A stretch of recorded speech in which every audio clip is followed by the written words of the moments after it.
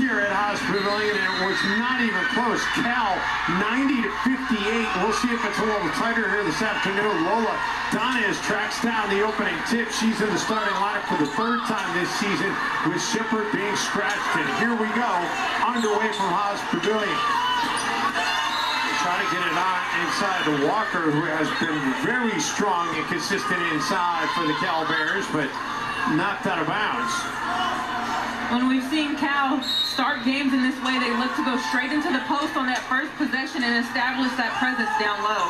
Morris gets it inside to Barnes, and Barnes travels with the basketball, so an early turnover here. Now St. Mary's, they come in their best start in a number of years. 2015 is the last time they started a season 5-0, but two of those wins did come against sub-Division I competition, Ashley. Yeah, and this is going to be a really good test for St. Mary's this afternoon. Cal is the best opponent that they've faced so far this season. The calling card is defense. They've allowed the third fewest points per game so far in the country this season, and a strong take and make there to get it started for Latu. Latu just hung in the air there, did a great job keeping her eyes on the rim and finishing. And you'll notice that the St. Mary's Gales right now in a 1-3-1 defense, they will play that quite often. And we talked to Jeff Cameron right before tip-off. He said, hey, we'll switch it up. We want to give a different look every time. In fact, he said his team practiced here in this gym yesterday, and Sherman Smith pulled him aside and said, so what are you going to run him on? He said, you'll have to wait to find out. He said, don't worry about that. Don't worry about that. Morris inside for Walker. Walker doing what she does. She gets it in the post. It's going to be a problem for anybody, and St. Mary's might not have the size to really to control that. Yeah, that right hand hook is so silky smooth for Sakima Walker.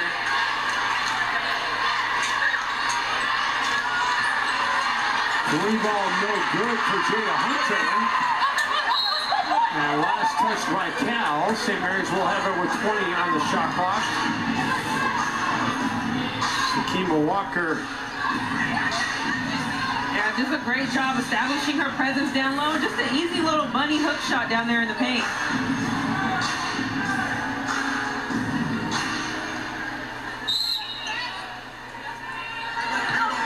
Hunter gets it in for Clark.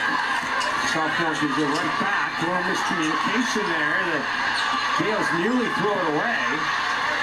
Leading control on the ball. Now, she did not play in the matchup here last year. She sat out all last season with an ACL injury. And they're happy to have her back and healthy. Shot clock down to 1. And the Gales are not going to get a shot away. So the Gales, I talked about their scoring defense, third in the nation, but offensively, they struggle to score the basketball. Their highest points in a game this year is 56.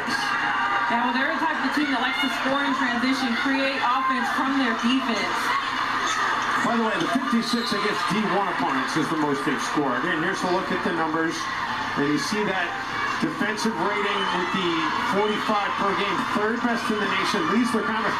If you take a deeper dive, though, and look at actually defensive rating, they're 21st in the country, which is still impressive.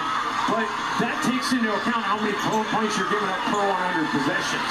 So it kind of equalizes it versus just straight points per game. Trying to get it inside to Walker again. You see that size advantage right there. Nothing really Latu can do.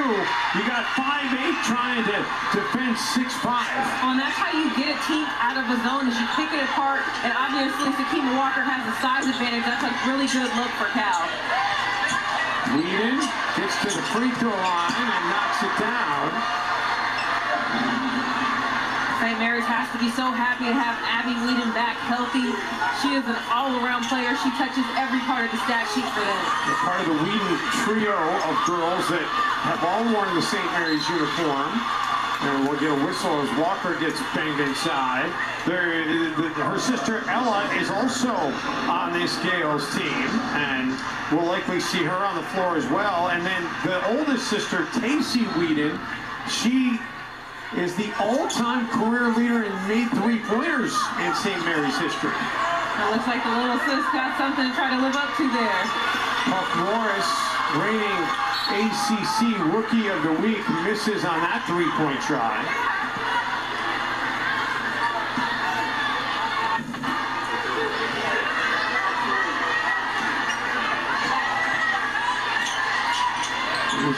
Nice buzz in this building here this morning. Latu for Wheaton. The shot clock down already to 7 as Hunter, and that's a two-man game, two-woman game. The drive and then the dish by Hunter to set up Clark for the bucket. That's a great job by Hunter there, breaking down the defense, getting in the paint, recognizing where the defense is at. Great ball rotation by the Bears to find Twydale for the open three. Lulu Twydale knocks down that first wing three of the game. That's a good sign for the Bears. I joked with Lulu before the game. I chatted with her after she got some warm-up shots up, and I said, oh, somebody's got their groove back, and she just kind of smiled. She was struggling to start this season, but now coming alive. 4 makes the last time out against Harvard. That's the first one today, and now the Gales are going to give the basketball right back to the Bears.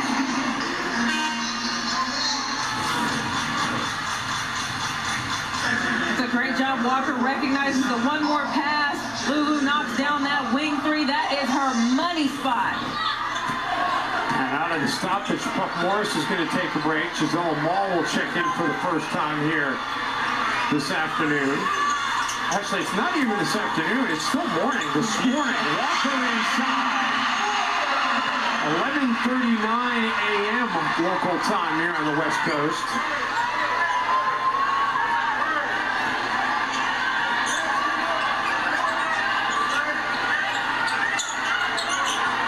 Hunter. The shot. Seniors will not be in a hurry. Using all the clock to get that shot up, but cannot get it to go. And here come the Bears, going right back inside to Walker. And how about that little move? She got Wheaton going the wrong way and then had nothing in front of her but the net.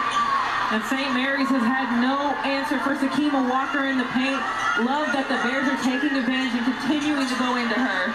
It's a 7-0 run here for Cal. Walker's got 8 of the 11. Donna is staying in front, forces the miss by Latu.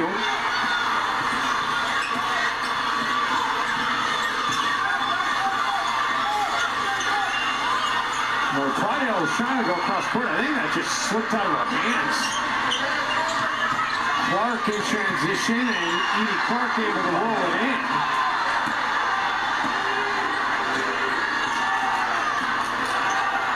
And nobody picks up Walker. I'm not sure what the defensive breakdown there was, but Donna smartly gets it right inside, and Sakima Walker already has